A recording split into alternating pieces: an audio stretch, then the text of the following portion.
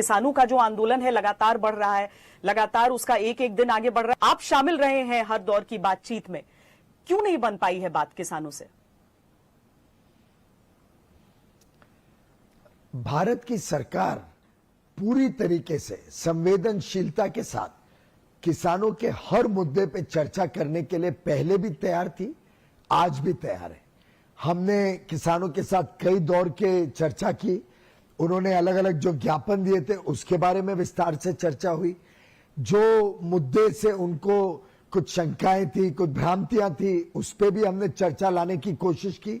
लेकिन मुझे लगता है, और आज के जो हमने टेलीविजन चैनल पे अलग अलग चैनल्स पे जो रिपोर्ट्स देखे हैं और फिर उसको हम याद करते हैं, जो चर्चा चल रही थी, जिस प्रकार से व्यवहार था, जिस प्रकार से कुछ लोग चर्चा में बार बार बस एक ही मुद्दा रिपील करो कानून, और कोई हम चर्चा नहीं करेंगे, चाहे कानून के लाभ हो किसानों के लिए, चाहे किसानों की खुद की डिमांड रही हो वर्षों वर्षों से, चाहे अलग अलग राजनीतिक दलों ने इसकी डिमांड की हो, चाहे इसके लाभ देश के किसान देख रहे हो। लेकिन एक वर्ग इस आंदोलन में घुस गया है जो लेफ्ट और माओइस्ट विचारधारा से प्रभावित है, और शायद वो नहीं चाहती है कि इसका समाधान हो, वो चाहती है कि टॉक्स डिरेल हो। सरकार ने कई ऐसे मुद्दे जिसपे शंका की आवश्यकता भी नहीं थी, उस पे भी कहा कि हम इसको और सुदृढ़ बनाने के लिए तैयार हैं। कुछ विषयों में उनकी बातों को मद्देनजर रखते हमने प्रावधान में बदलाव की भी बात की। पराली का विषय, बिजली कानून का विषय जो इससे संबंधित नहीं है, उस पर भी सरकार ने अपना ओपन माइंड दिखाया। और मैं समझता हूं आगे चल के भी हमारा जो प्रस्ताव है उसको वो स्टडी करें। प्रस्ताव के बाद वास्तव में कोई और उनकी शंका रहने की आवश्यकता नहीं है। कानून अच्छे हैं, किसान के हित में है, देश भर में किसानों ने इसका स्वागत किया है।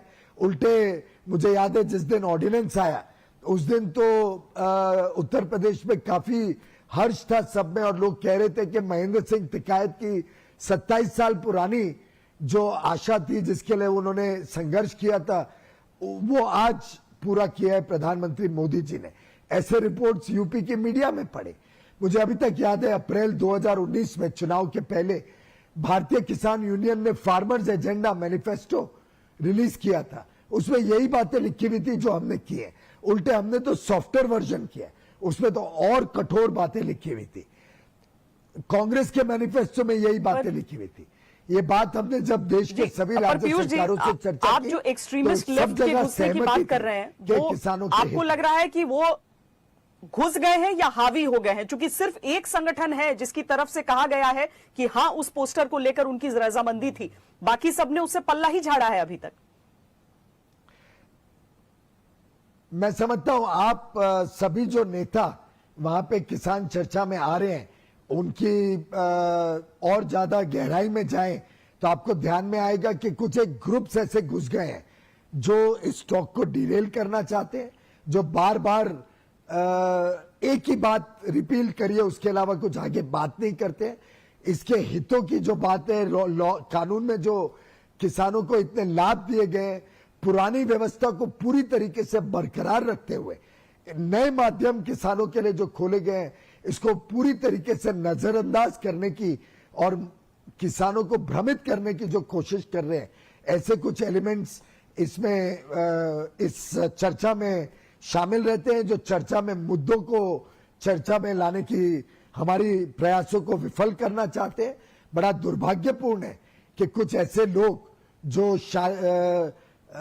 उमर खालिद जैसे लोगों को छुड़ाना चाहते हैं, जो शाहिद इमाम को छुड़ाना चाहते हैं, शार्जिल इमाम, ऐसे लोग जो घुस गए, इसकी मैं घोर निंदा करता हूं। और मैं समझता हूं कि ऐसे लोगों का पर्दाफाश होना चाहिए। शार्जिल इमाम, उमर खालिद, राव, ऐसे जो शख्स को, जो एंटी नेशनल शख्स को रिलीज करने की बात करते हैं, मैं समझता हूं वो किसान के नेता नहीं हो सकते। किसानों को उनसे बचना चाहिए। जो 40 किसान संगठन के नेता आप लोगों से बातचीत के लिए आते थे, उसमें शामिल होते थे, चर्चा करके इसका आपके हिसाब से क्या उनमें से कुछ ऐसे लोग थे जो आपकी बातों को समझ रहे थे, या फिर सारे के सारे संगठन इसी पक्ष में थे कि नहीं, इस कानून को रिपील करने के अलावा कोई तरीका नहीं है? क्या 40 के 40 एक मत थे, या आपकी बात से कोई समझ भी रहा था?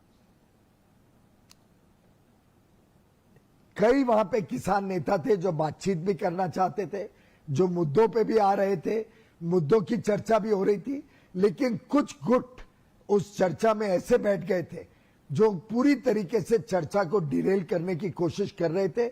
हमें तभी ऐसा अंदाजा नहीं आया कि ये क्या चल रहा है और कैसे वो हर बार चर्चा में एक प्रकार से धमका देते थे कि अगर कोई चर्चा करेगा मुद्दों की तो जैसे कोई वापस जाके उनके साथ दुर्व्यवहार होगा। और मैं समझता हूं कि आज जब हमने मीडिया में और कल से जिस प्रकार के व्यवहार चल रहे हैं वहां पे, जिस प्रकार की नारेबाजी चल रही है, और आज जो मीडिया में कई किसान नेताओं के बैकग्राउंड की इंफॉर्मेशन आई है, उसको देख के ध्यान में आता है कि शायद किसानों को भ्रमित किया जा रहा है, उनको गलत रास्ते पे लेके जाया जा रहा है। मैं पुनः आपके माध्यम से कहना चाहूंगा कि ये जो लेफ्टिस्ट माओइस्ट एलिमेंट्स इस आंदोलन में घुस गए, किसान उनसे बचे और फिर एक बार चर्चा करें, मुद्दों की चर्चा करें। हर प्रकार से हम खुले दिल खुले मन से चर्चा के लिए तैयार है और समाधान निकाला जा सकता है हर विषय का। लेकिन यह तरीका सही नहीं है कि एक तरफ बातचीत चल रही है, दूसरी तरफ आंदोलन चल रहा है, आंदोलन को और तेज किया जा रहा है और बातचीत में मुद्दों के बदले सिर्फ एक 1 पॉइंट प्रोग्राम के ऊपर चर्चा हो, यह मैं समझता हूं सही नहीं है। यह कानून किसानों के हित में है, देश भर में इसका स्वागत हुआ है, देश भर में किसानों को इसके लाभ दिख रहे हैं। अभी अभी हाल में इतने सारे चुनाव हुए, चाहे वो बिहार हो, चाहे बाई इलेक्शन हो, उत्तर प्रदेश, गुजरात, कर्नाटक, तेलंगाना, दूर इलाके में मणिपुर, हर जगह भारतीय जनता पार्टी की विजय हुई है। हाल में राजस्थान में चुनाव हुए, वो तो आंदोलन के बीच आप भी ये मानेंगे कि भारत जैसा बड़ा देश, भारत जैसा विशाल देश, जहां पर अलग अलग तरह के अलग अलग विजय हुई है, अनाज उगाने वाले किसान हैं, अलग अलग सबकी आकांक्षाएं हैं और इसीलिए शायद सरकार भी तैयार भी हुई थी कि हम संशोधन करने के लिए तैयार हैं। और इसीलिए विपक्ष आप पर आरोप यह लगा रहा है कि आप लोगों ने अगर पहले ही चर्चा में ज्यादा समय लगाया होता, जब वो बिल थे, कानून बनाने से पहले आपने ज्यादा चर्चा में समय लगाया होता, तो शायद आज विद्रोह की और विरोध की तस्वीर ऐसी नहीं देखने के लिए मिलती। आपको अच्छी भली बाती याद है लोकसभा में कितने विस्तार से चर्चा हुई थी, राज्यसभा में 4 घंटे चर्चा चली एकदम विस्तार से। सभी जो स्पीकर्स थे सबने अपनी अपनी बात रखी। उसके बाद जब वोटिंग की बात आई तब उन्होंने डिसरप्ट करके हाउस ना चलने की साजिश रची। मैं समझता हूं विपक्ष ने, अगर उनका दामन साफ था तो वोटिंग होने देनी चाहिए थी। चर्चा पूरी तरीके से कंप्लीट हो गई थी। तोमर जी वॉज ऑन हिज लेग्स, वो जवाब दे रहे थे, तो जवाब को सुनने के बजाय जिस प्रकार से विपक्ष के खुद नेताओं ने भद्दा व्यवहार किया, कानून के वेल में, हाउस के वेल में आके जिस प्रकार से अपमान किया डेप्यूटी चेयरमैन का, वो घोर निंदनीय है। और मैं समझता हूं कि अच्छी चर्चा के बाद लोकसभा में पास हुआ, राज्यसभा में भी अच्छी चर्चा हो गई थी। अगर ये अपनी जगह स्थान पे बैठते, वोटिंग के प्रावधान थे, वोटिंग होने देते, तो सामने आता कि देश के अधिक जो राज्य को रिप्रेजेंट करने वाले सांसद हैं वो सब इसके पक्ष में थे। ये कानून किसानों के लिए बहुत सारे नए मार्ग खोलता है, पुरानी कोई व्यवस्था को आंच नहीं लाने देता है। पुरानी व्यवस्था को बरकरार रखते हुए अगर किसानों को जंजीरों से मुक्त किया जाए तो मैं समझता हूं इस पे किसको आपत्ति नहीं होनी चाहिए। कुछ किसानों की शंकाओं को मद्देनजर रखते, इवन दो कानून में उसके लिए प्रावधान थे, पर्याप्त मात्रा में उसको सुरक्षित रखा गया था, फिर भी किसानों की कुछ जो संदेह थे उसको मद्देनजर रखते किसान ने प्रस्ताव रखा किसानों के सामने। दुर्भाग्य यह है कि कई किसान नेता उस पर चर्चा करना भी चाहते थे, लेकिन शायद ये लेफ्टिस्ट और माओइस्ट एलिमेंट्स जो उसमें घुस गए हैं उन्होंने उस चर्चा को आगे बढ़ने नहीं दिया। पर पीयूष जी, अगर हम इस बात को सरकार की सही भी माने कि चलिए घुसपैठ हुई है एक्सट्रीमिस्ट लेफ्ट विचारों की और वैसे संगठनों की घुसपैठ, अगर सरकार की बात नहीं है तो मैंने आज मीडिया में देखा। अगर हम मान भी लेते हैं, नहीं देखिए सिक्योरिटी एजेंसीज की तरफ से इस तरह की रिपोर्ट आई है और हमने भी चलाई है और साथ में वो पोस्टर भी है, अगर वैसी चीज सामने आ गई है, लेकिन बात तो सही ये है कि टकराव है, सड़कों पर आज दिल्ली 3-4 तरफ से घिरी हुई है। दिल्ली में प्रवेश के द्वारों पर किसान बैठे हुए हैं। तो अब आगे क्या? अगर हम सीधे तौर पर समझ लें, क्या टकराव से यह रास्ता निकल पाएगा आगे? बातचीत के लिए कोई तैयार नहीं है अब सामने जो संगठन है, तो अब आगे क्या कर पाएंगे आप लोग? इसीलिए मैं आपके माध्यम से मेरे किसान भाई बहनों को अनुरोध करना चाहूंगा कि ये इन ताकतों के काबू में ना आए। ये गलत लोग उनके किसान आंदोलन को में घुस गए हैं। किसान भाई बहनों से मेरा अनुरोध है कि चर्चा पे आए, मुद्दों की चर्चा करें, कानून के प्रावधानों की चर्चा करें, जो भी उनके संदेह हैं, जो भी भ्रांतियां हैं, और अगर कुछ जेन्युइन भी उनके कोई विषय आते हैं तो सरकार खुले मन और खुले दिल से चर्चा करने के लिए पहले भी तैयार थी, आज भी तैयार है। आपने अपने अंतिम प्रेस कॉन्फ्रेंस में, पिछले प्रेस कॉन्फ्रेंस में कृषि मंत्री ने भी कहा कि सरकार में कोई अहम नहीं है, कोई अहंकार के साथ हम इसे नहीं डील कर रहे हैं। अभी तक क्या होता था कि सरकार बहुत कड़ाई के साथ अपने रुख पे कायम रहती थी, लेकिन किसानों के साथ हमने देखा है कि आप लोगों ने काफी नरम रुख भी अपनाने की कोशिश की है, लेकिन जब तक उसका समाधान न निकले तो उसका फायदा भी नहीं समझ में आता है। अब आपकी तमाम तरह की अपीलें अब तक, क्योंकि आप लोग रोज अपील कर रहे हैं, वो अभी तक कोई भी फल नहीं दे पाई हैं। तो आज की आपकी ये अपील सही हो जाएगी? आपको इस बात पर भरोसा कैसे है? अव्वल।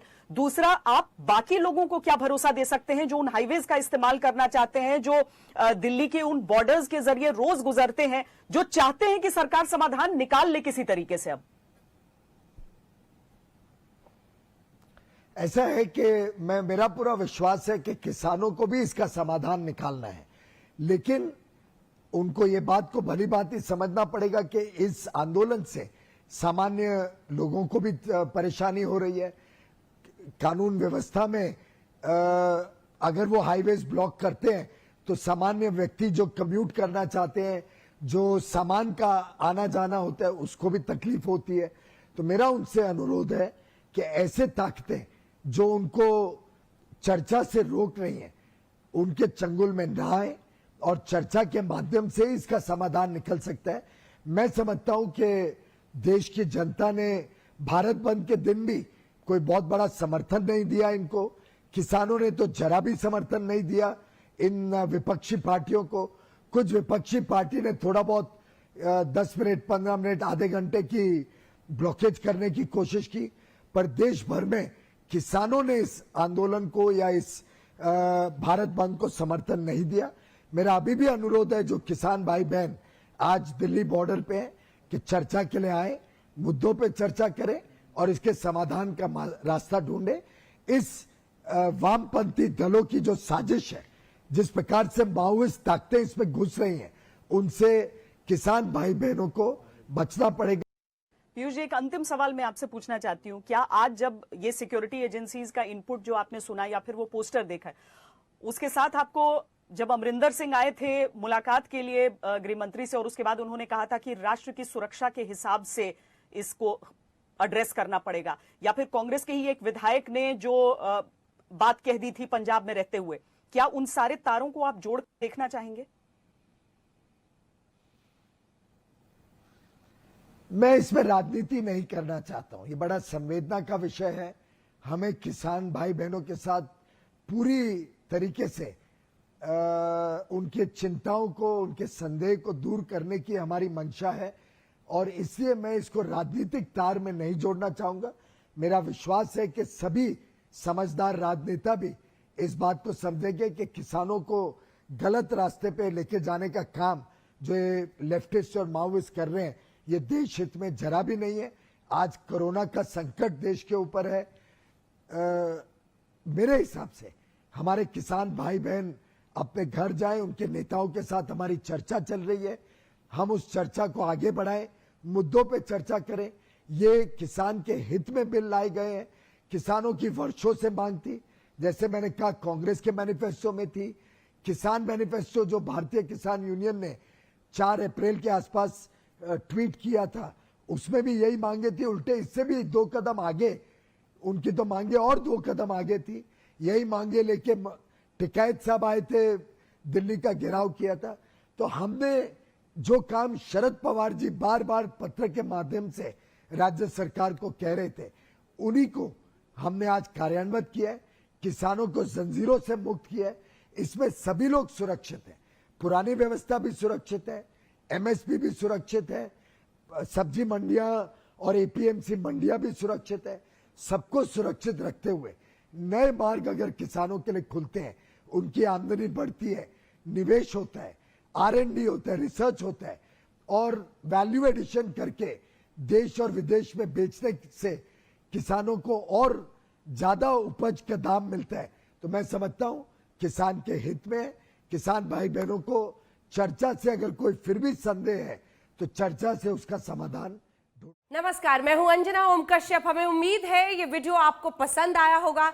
लेटेस्ट खबरों के लिए यूं ही देखते रहिए आज तक और इस वीडियो के पसंद आने पर लाइक, शेयर एंड सब्सक्राइब करना ना भूलें।